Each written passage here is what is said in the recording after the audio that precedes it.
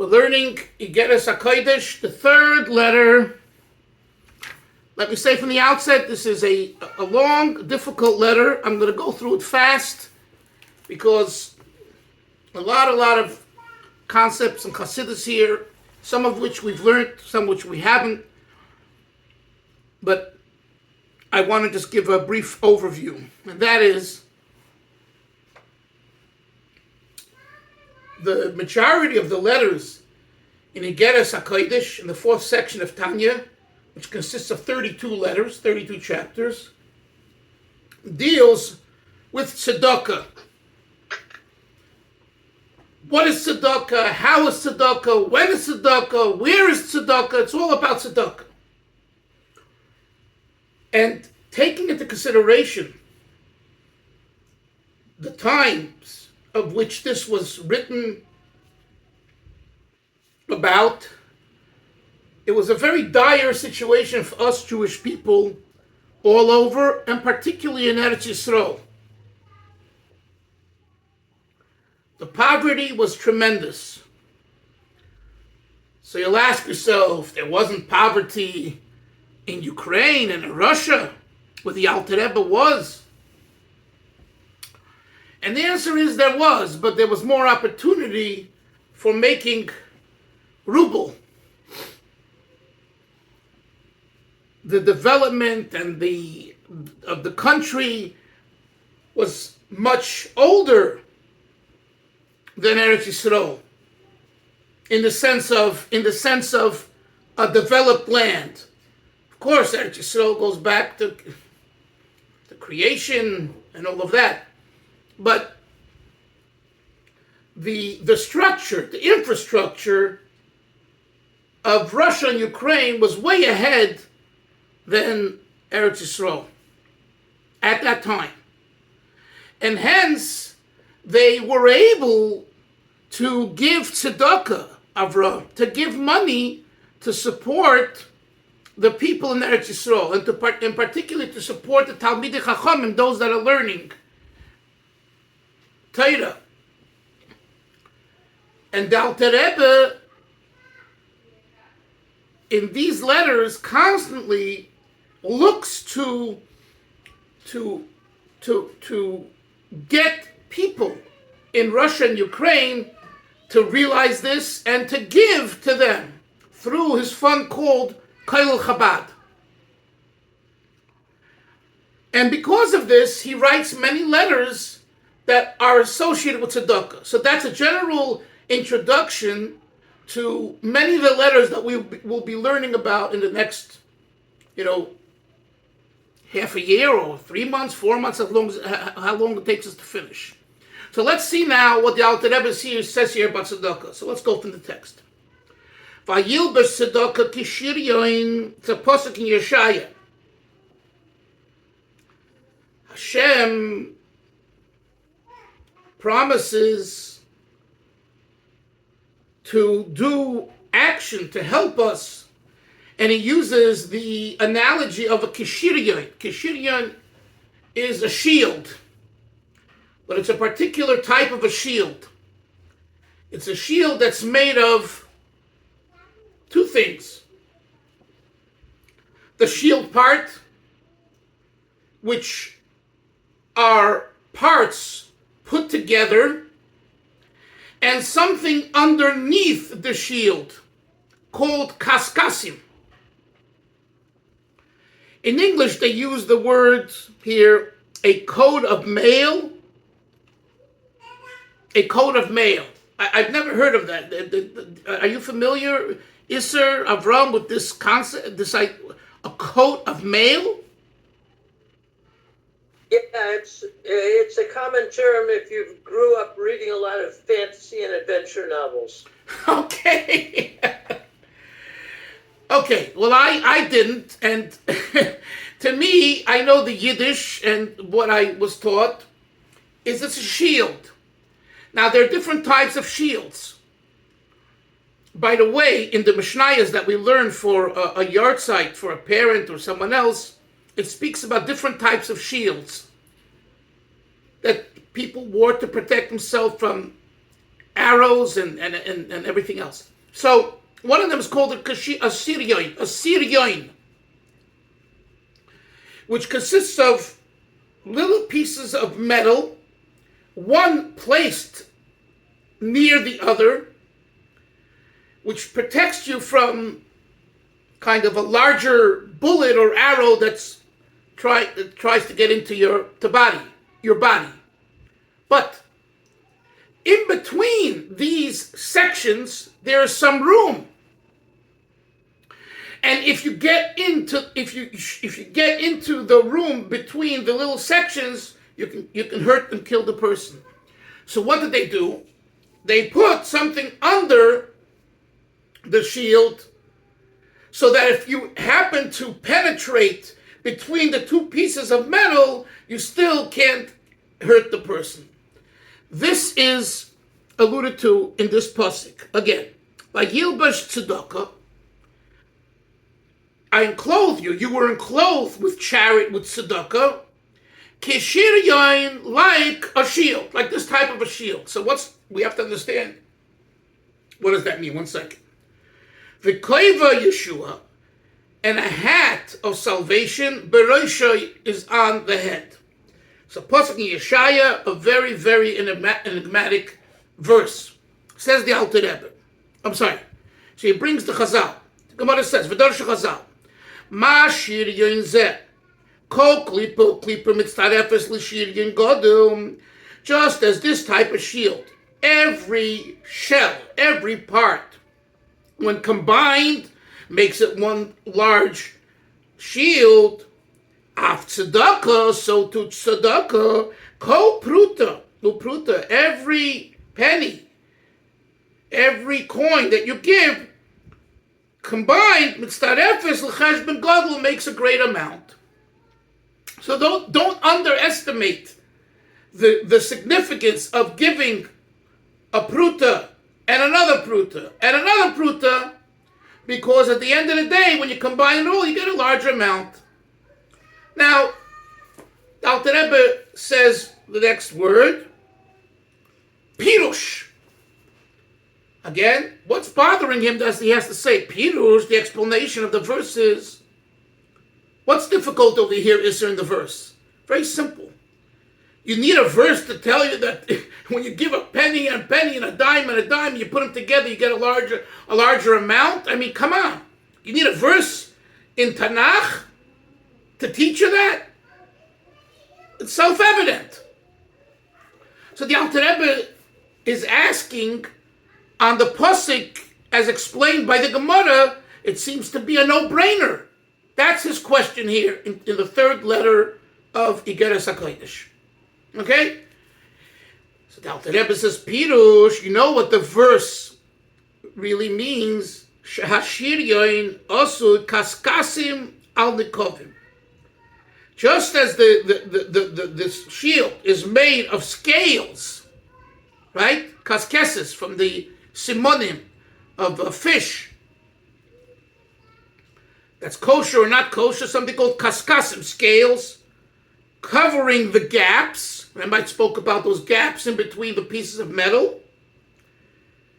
So, v'heim maginim shelo yikonesh chetz b'nekovim, and these kaskasim protect that the arrow shouldn't penetrate inside through the gaps. The kochu ma'aseh tzedakah, the same is with the ma'aseh tzedakah. There's a concept in tzedakah, you hear this, chevra? There's a concept in tzedakah called analogous to the shield, the parts, the pieces, the overall issue, and then there's something more specific to tzedakah, which is like the kaskasim, the scales that go behind the shield part that covers up the gap from the inside so that when the sword goes in, it can't get through. And this, the Alter Rebbe says, is a chidush, is a novelty when it comes to tzedakah. It's not just about when you give a little at a time and you put it together, you get a large amount. Of course. It's no chidush, it's a dobra poshut. Baruch. The idea is that somehow, through tzedakah, we accomplish a general idea of protection. You hear that? Protection, that Hashem protects a person who gives tzedakah, and then more specifically, the protection involves the details. So what we could say at this point is that there's two aspects to tzedakah. There's the overall protection, which is analogous to the shield, and then there's the specific protection from the open gaps that tzedakah also accomplishes, and which tzedakah is going to be different than any other mitzvah. And this is what the Alter Rebbe is now going to go away, speak at length, the difference between tzedakah and all other mitzvahs. Let's see what he says.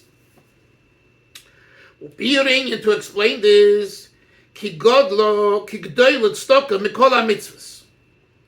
Tzedakah is greater than all mitzvahs. Charity is greater than all commandments. Shemehen nasim levushim la-neshama. What happens when you do a mitzvah? What happens when you do a mitzvah, Yoini?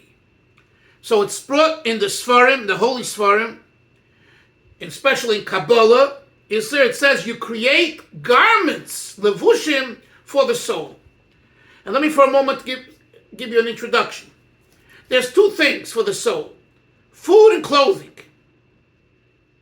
Just as there is two things for us: food and clothing. We need to eat, and we need to have what to wear. And we need to live in a house, right, or an apartment. Food is internalized. It's digested. Clothing is makif. It encompasses you. A house encompasses you. So in general, we speak about the difference between the study of Torah and the performance of mitzvahs as the difference between mazon and levush. Study of Torah is internalized. We understand it. We work to understand it. It's like it's digested in us. The Alter Rebbe talks about this, if you remember, in chapter 5 of Tanya, the first section. Levush, mitzvahs. Mitzvahs is not internalized because you don't necessarily understand. You're told to do the mitzvah. You do the mitzvah. So, in other words, when the relationship to Hashem vis-a-vis the mitzvah is what we call makif. It encompasses. But it's also necessary. So you have one mode, which is called Torah, which is pnimius, which is digestion, like mazon, like food that's digested. And you have another mode called mitzvahs. That's what he's getting at here. Let's see. Shemehem nasim levushim la-neshama. Through the performance of all mitzvahs, we create garments for the soul. These garments come from the infinity of God. It encompasses, right? It takes you around. This means that it comes from which part of God, which is called the encompassing light of Hashem, Seviv Kol Almin.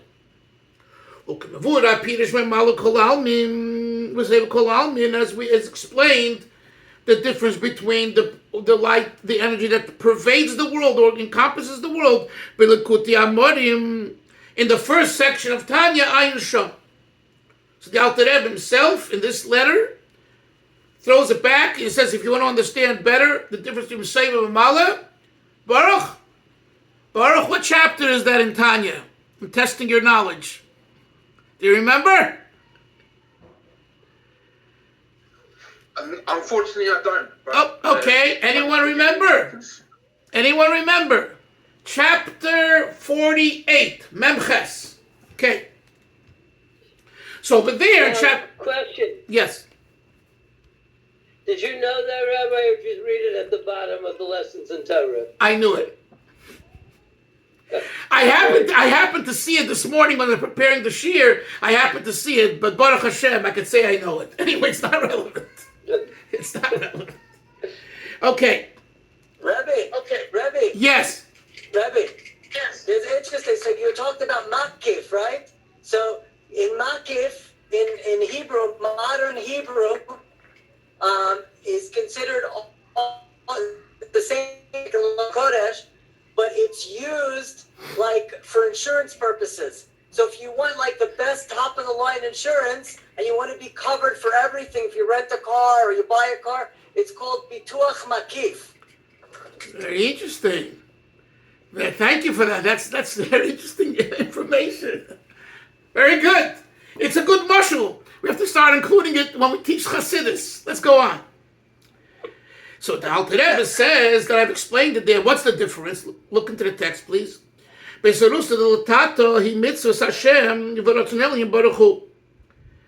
says that through the arousal from below, when doing the mitzvahs Hashem, which is expressing the supernal will of God, the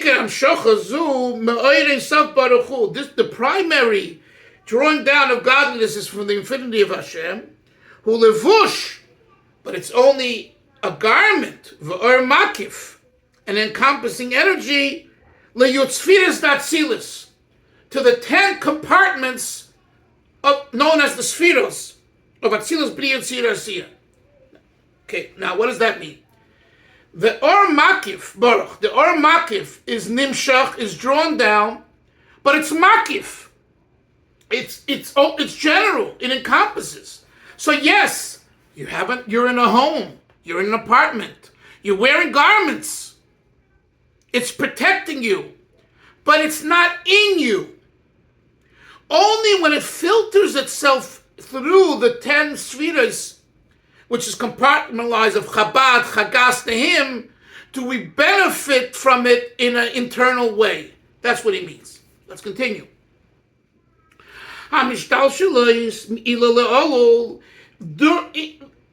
During the process of the 10 spheres, we have what's called the chain of reaction of cause and effect. And it goes from level to level. That's where it's compartmentalized. This goes here, this goes here. The same Or Makif. You hear that? We're not talking about now an Or Pnimi. We're talking about an Or Makif. As Yoni said, it's so great. Bituach Makif, right? It covers everything. But guess what? If God forbid there's an accident and you cannot explain the particular damage to the fender bender or to the tire or to here or there, then they'll challenge the overall issue. I don't care how good your insurance is, generally speaking. I mean, maybe there is, a millionaire's insurance where you pay premium, Shabbat premium, and you get, all coverage, no fault, whatever. But the idea is that in order for Or Makif to be experienced, it must filter itself through the pneumius of the spheros. Continuing. Hanikras b'shem malik kol almin. You see what happens here is that the Or Makif then filters itself through the spheros, which we then call it memalik kol almin. The pervading light that goes into details. Pirush. What's the Alter Rebbe saying here with Pirush? The question is, if it's Or Makif, it's not memalik, it's soviv kol almin. It happens to be that the way to access it and benefit from it is to compartmentalize it, but it's still makif. But here he says no. He says it's called memalik kol almin. This is what bothers him here, and this is what he explains. Pirush ki oiris of Baruch Hu mislabish umeir betoich kol ishtalshalus. The infinite light of God invests itself into the spheres. V'hu ha'maitzel, who has the spheres datzilus hamshtalshus lebriya. But he, Hashem, is the one who creates the spheres in the worlds of B'ri Yitzir Asiyah, Atzilus B'ri Yitzir Asiyah. Ayedei tzimtzum otzum hamavur beitz Chaim, through a great contraction, a great tzimtzum, as explained there. Hanikra oyepnimi, which is called the inner dwelling, the pnimi. Vayidei kiyum mitzvahs nimshach Or Makif anal umeir teicho es esfiras datzil b'tzitzira v'musyachad im Or Pnimi. What happens is the Or Makif, when it goes through this process, through mitzvahs, and then it becomes united with the Or Pnimi. Now, a Nor Pnimi would be analogous to a Rav and Talmud, to a student and a teacher who learns from a teacher, internalizes and understands it. What about a servant and a master? A servant does what the master wants. It's makif. But guess what? Why does the servant do what the master wants? Because the servant knows this is my master. In other words, there's, even in makif, there's a recognition that the master is a master. And that is that recognition, that the servant recognizes that the master is his master. That's already pnimi, that's not makif. He understands who his boss is. He doesn't understand why this detail and that detail, and it's irrelevant to him, and he says, I'm going to do it anyway, right? That's what a servant does, a slave does. But in order to accept that, you need to recognize that this is the master. This is my boss. The Alter Rebbe says, this is what happens when we do mitzvahs.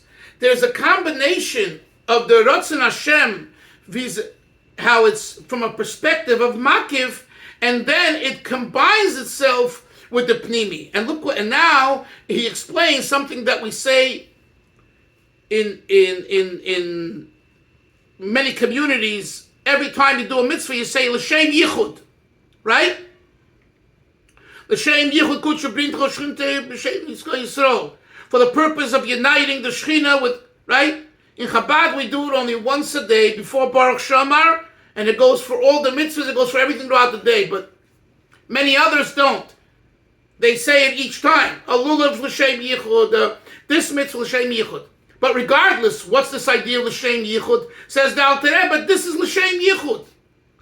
L'Shem Yichud, when you do a mitzvah, is to unite Yichud, the Shechina, which is Memala Kol Almin, in Kutsha Brichu, which is Seviv, right?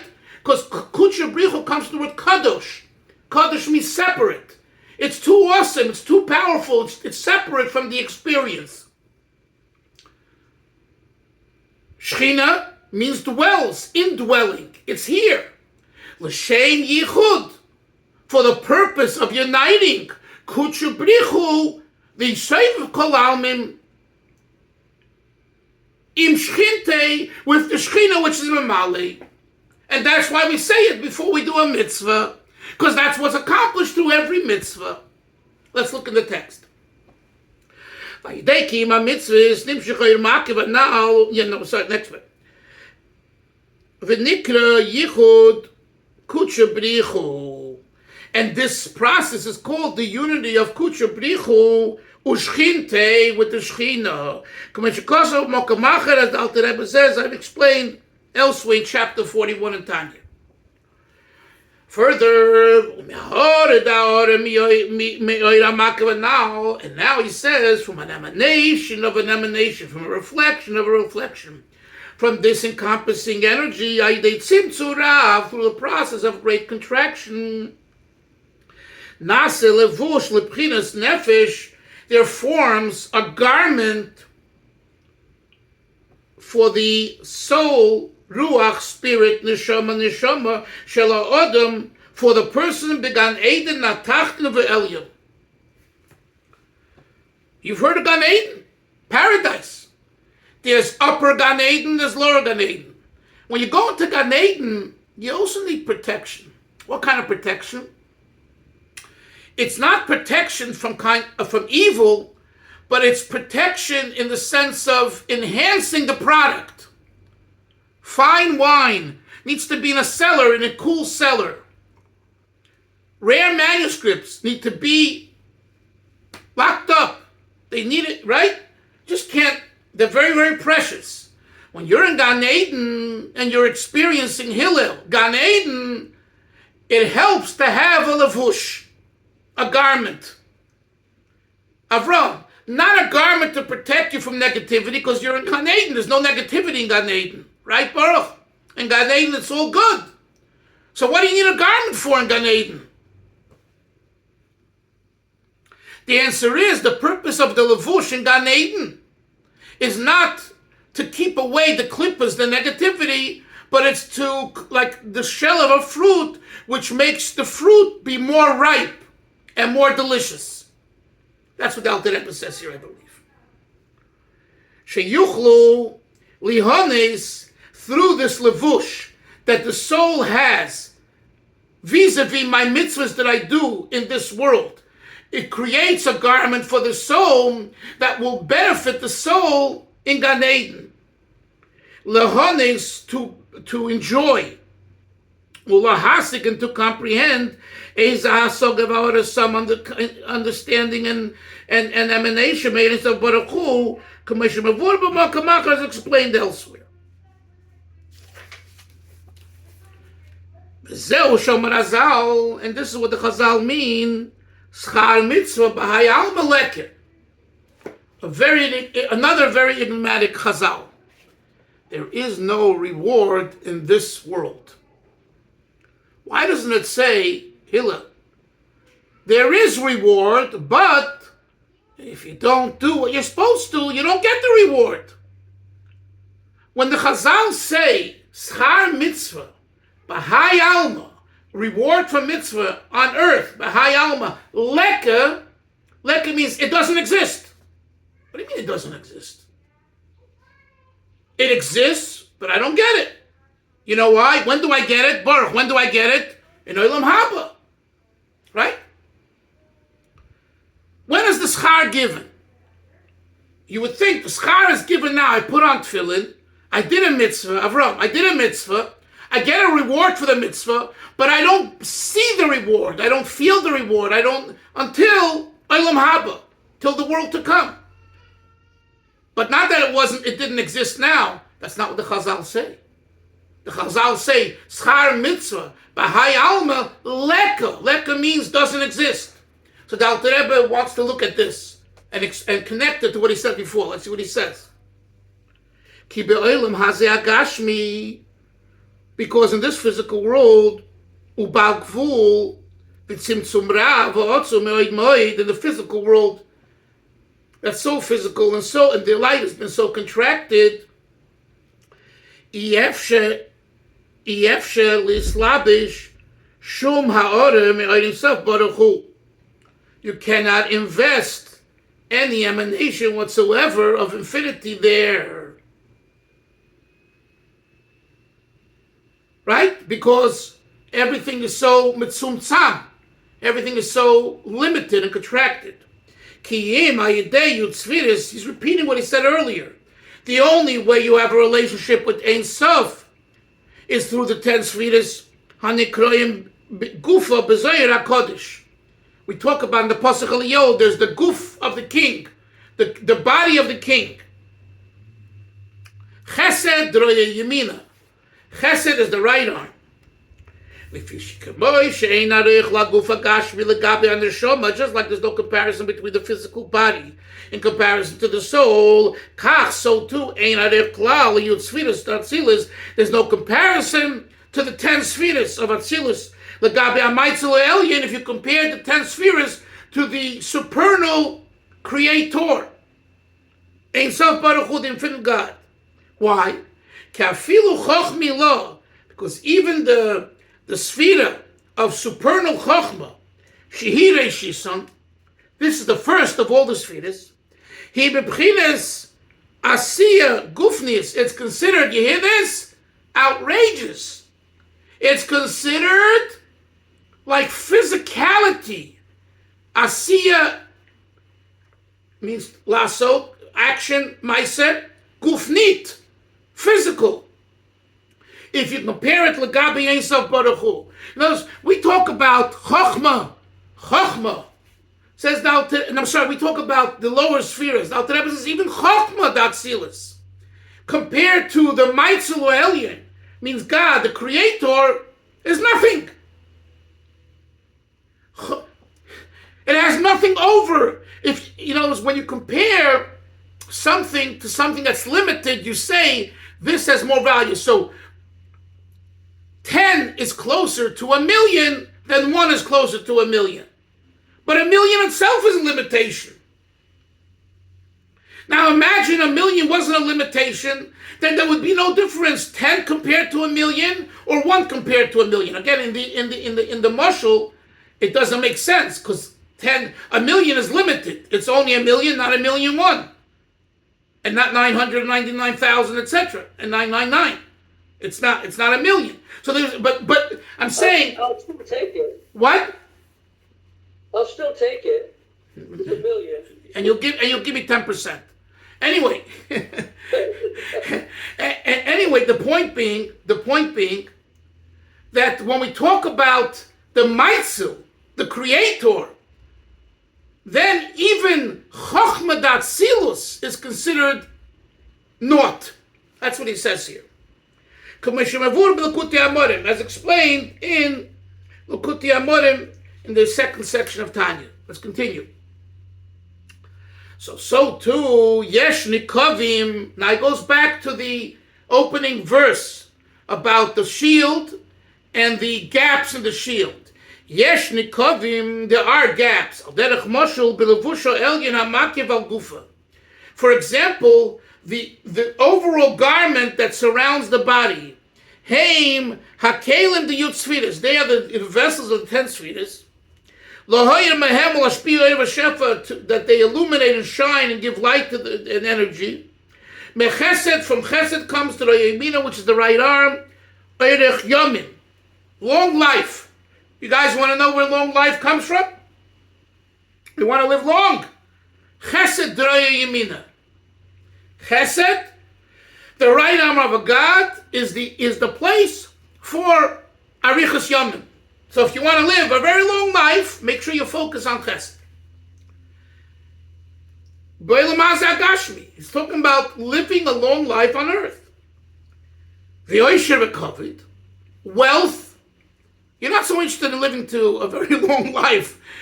You know? You want to have 70, 80 years and you want to go on. But you want to be wealthy those 70, 80 years. What should you focus on? Smile. Gevura. Discipline, because that's Droya Yismola, honor, kavod. You're not interested in long life, you're not interested in money, you're interested in honor. You should be honored by people. People should stand up for you in Beis Medrash, in Shul. Then you got to focus on discipline.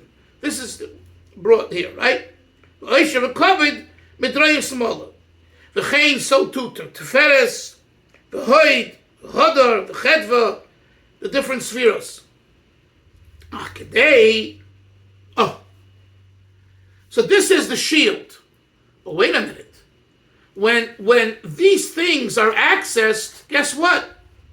Everyone can benefit from it, including the negative energies, the klippas. Says the Alter Rebbe,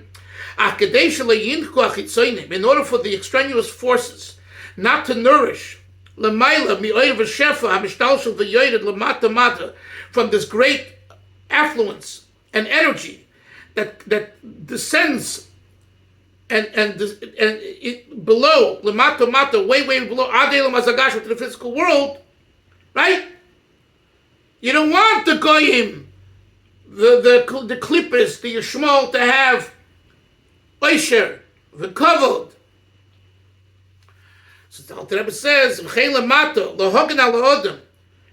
for example, here below, a person should protect himself, to guard himself and watch himself from every bad thing.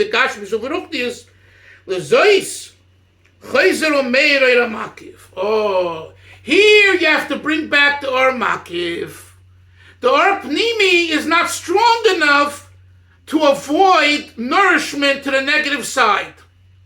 The Or Pnimi can protect yourself from an enemy that's around you and you see them and all that, and you know they're getting you. But what about people in tunnels, 20 feet down, and people who are plotting? I remember how the Rebbe would say, Utzu Eitzav V'Sufa. They're plotting all kinds of eitzes, how to chas v'sholom hurt the Jewish people. But that's why we say, Utzu Eitzav V'Sufa. Dabru davar v'lo yokum. Right? So the Alter Rebbe says here, in order to protect yourself from these type of issues, you need to bring back the Or Makif. The Or Makif, even though it's not digested, it's encompassing, it puts you in a place where the Klippa can't get to it. Let's see what he says.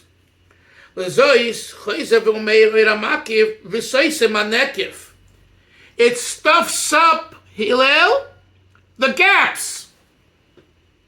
Those gaps, Isser, that the shield doesn't do, the kaskasim protect. What are the kaskasim in the sense?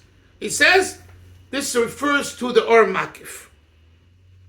Al derech moshul, for example. Oh, we went over. Wait, okay. We'll stop here. Well, let me just read two more lines. Al derech moshul ki hu mebchinas ein sof v'seva kol alma kanal. It comes from the Seviv. This is what Chazal now mean. Remember, we asked the question, what's the Chiddush? Giving a little tzedakah at a time, it makes a big amount. So the Alter Rebbe says the Chiddush is that the virtue of tzedakah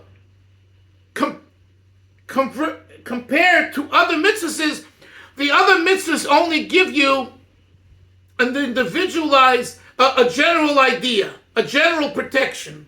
Tzedakah draws down the kaskasim, that the gaps should be covered as well, so that the enemy can't get in, the sword can't get in. What does that mean in our life? That the giving of tzedakah, pruta mitzarefes l'cheshbon gadol, not only protects you generally, it creates an overall protection that the enemy can't infiltrate. Ki gadol Hashem u'muhulam yoid, and he quotes the verse because Hashem is great and very praiseworthy. Believe self atachlis v'gul, without any limitation. Chas v'sholom, God forbid. Okay, we'll stop here, and tomorrow Hashem we'll hope to finish the Pedic. Again, there's a lot more here, but we'll leave it at that. Zay gesund, have a great day, everyone. Yeah, bye bye.